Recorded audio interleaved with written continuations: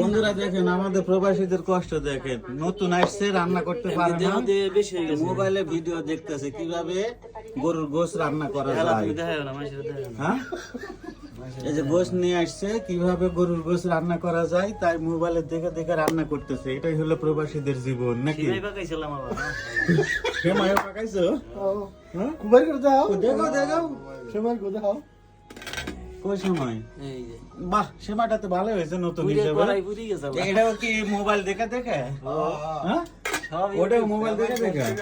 ওই তো মোবাইলে চলে গেল তো, কি দিল না দিল? YouTube cooking. YouTube cooking? হ্যাঁ, তো এটা কি কি দিল কো?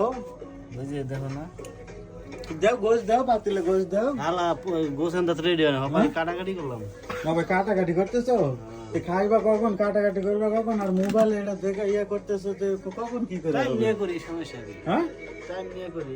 টাইম নেই। আলু ছুলে দিছে তো, আমি শুনি নাই, শুনি নাই না। কে কিন্তু আলু সিলা দিছো তুমি, সিলা অসিলা না দিতেছো? তোমার মেশিনটা পাইতেছি না। আলু সিলানো মেশিন পাও না? সেই তো আমার কাছে ভালো দাও। প্রবাসীদের কষ্ট নাকি? কাটটা লাগছে। দেখিছো? আমার কাছে আর ভালো দাও। বউ সাল পাল সব বাংলাদেশ জায়গায় এসে এখন নিজে নিজে পাক করা লাগবে, এই যে আরেকটা জিনিস দেখো, পাকাইতে পারে না দেখে। এটা কি? তোমার মার দেবো। কি কও? হ্যাঁ, কি এটা? তোমার এখন মার দেবো। এটা দিয়ে কি করে? এটা দিয়ে মার দেয় যাবো। রসুন চেষ্টা নাকি? হাই হাই, ব্যালেন্ডার নাই? গেলে না করুন না। যাই, কষ্ট করে খাওয়া লাগবে। আমরা হলো প্রবাসী আসছি কষ্ট করে খাওয়ার জন্য নাকি? কও কিছু। এটা বিড়ি ধরো।